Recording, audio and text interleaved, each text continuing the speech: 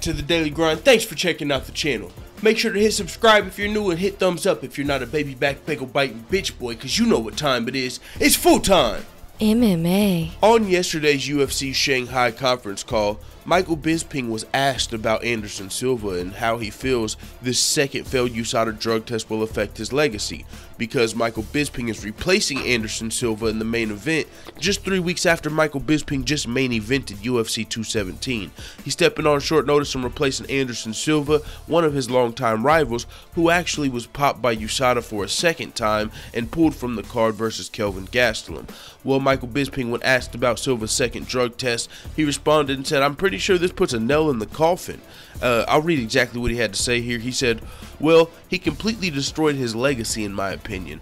A lot of people have a short memory and will just remember his performances. His performances were great, but if you test positive for steroids twice, once you can talk your way out of it. Twice, I think it's a nail in the coffin. The guy was a cheat and it's a shame, and it's really, really disappointing. I was a huge fan of Anderson Silva, and it's just disappointing, and it's a black eye to the sport of MMA."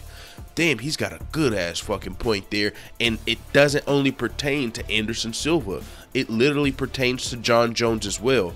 Anderson Silva and Jon Jones, both of their legacies, if one of them's gone, the other one's gone, because both of these guys popped the first time and said it was dick pills post USADA. Then they both popped again now afterwards. That you can't use the same excuse from the first time you popped, and your entire legacy is in question, because if you've got caught cheating twice after the UFC implemented their most strict drug testing ever, who's to say why would you have not been cheating before USADA?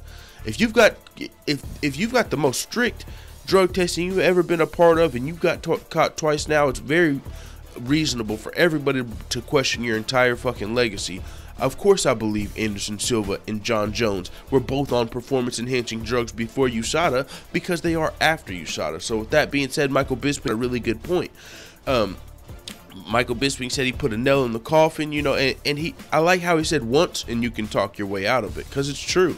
If you just pop once, whenever Anderson Silva and Jon Jones just popped one time, nobody was calling them, "Oh, you fucking cheat, you lifelong cheat, blah, blah, blah." Everybody was like, dick pills, blue rhinos. Okay, I guess we'll take it, but stay away from those dirty gas station blue rhino dick pills, bro.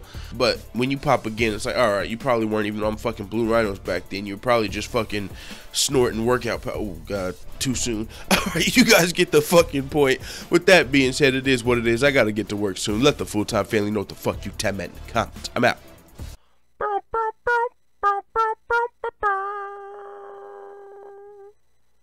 Da da da da da. It's the motherfucking D-O-double-G.